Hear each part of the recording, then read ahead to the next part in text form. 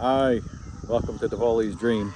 Beautiful day, enjoying the sunshine, beautiful breeze. You can hear the cicadas out there. I thought it was a house alarm all day yesterday, but today I'm thinking it's the cicadas. I don't know if the microphone's picking it up. But anyway, I'm new to the portable netting, the electric fencing. So the fences that I bought are 164 feet long. And I'll show you what I did to do the layout for them.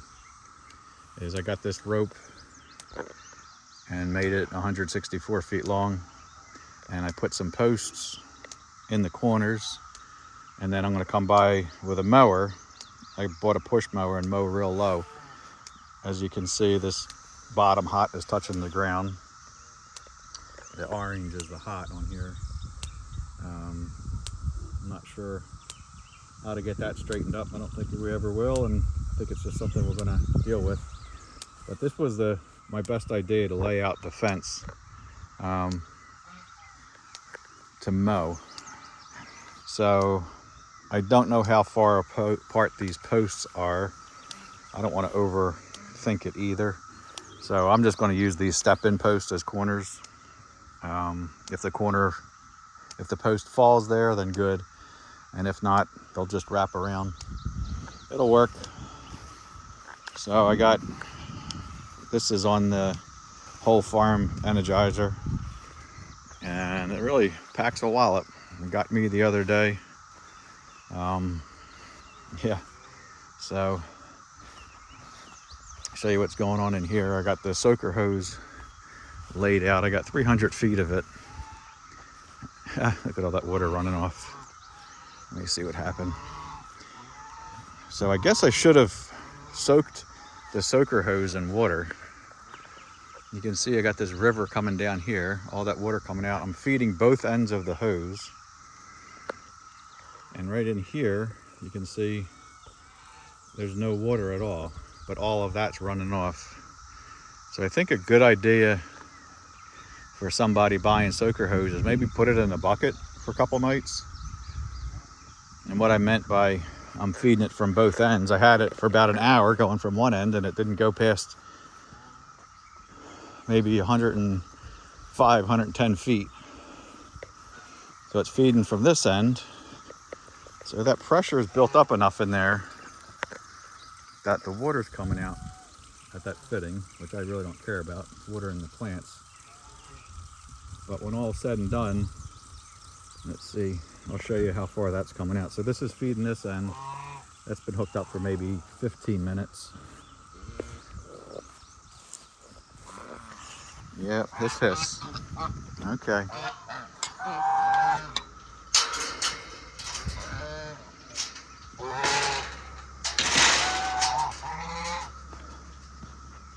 So here's the beginning of the soaker hose. And it goes up that way and around here. So we're down, actually I can measure because of the fence panels. 1, 2, 32 feet. So it's really only coming out 32 feet down this end. We got a couple little dribbles down here. And this other end I've had on for about an hour. Could be more, I don't know.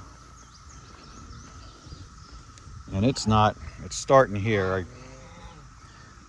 over looped it. But look at that, this is only coming out right up to here.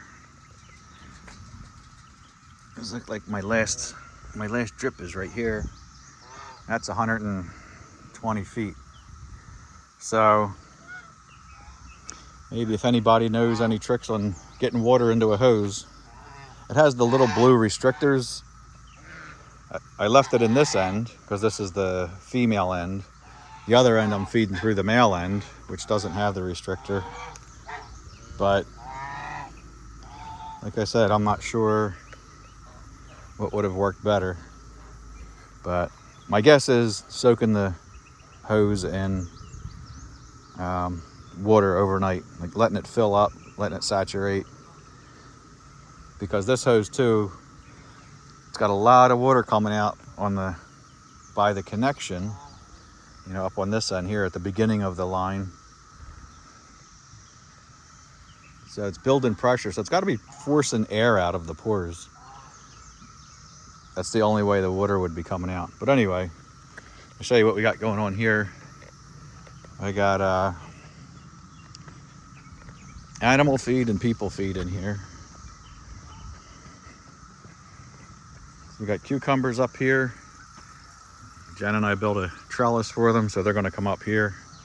And then up overhead, cucumbers will hang down. We did that in Jersey. Worked out well.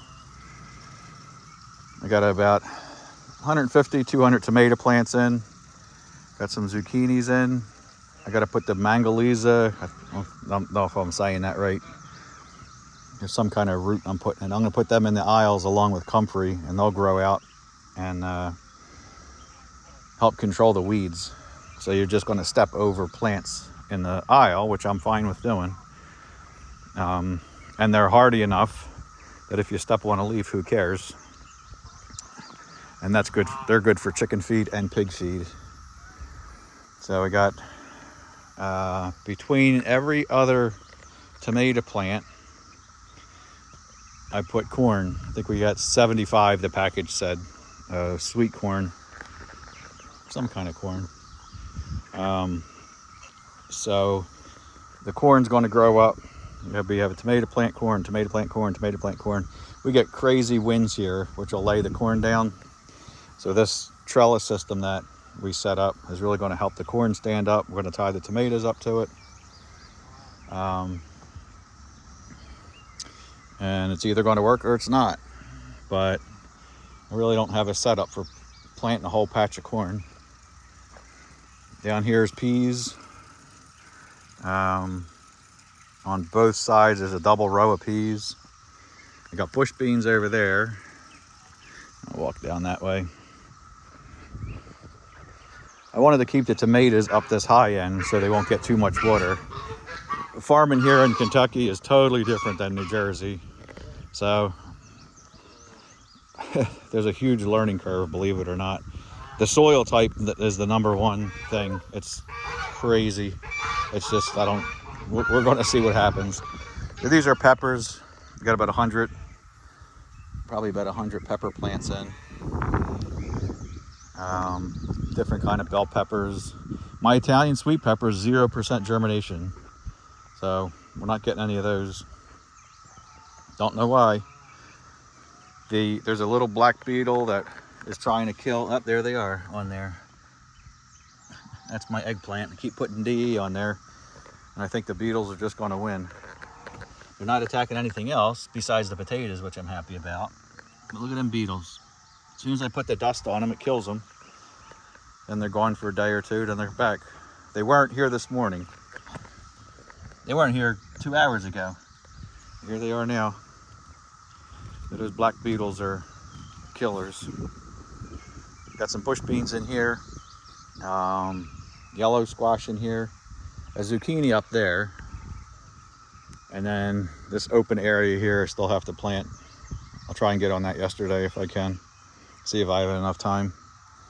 And we got some Brussels sprouts in here, which I don't know what I did wrong, but man, they are just weak looking from the get-go. We started them in the house and transplanted them. I don't know if I didn't put the seeds in deep enough or what, but we'll see what happens. Oh, here's the peppers that didn't take. I figured, oh, just let me throw the pots out here, see if anything comes out. All right, you know what they say. Have a great day.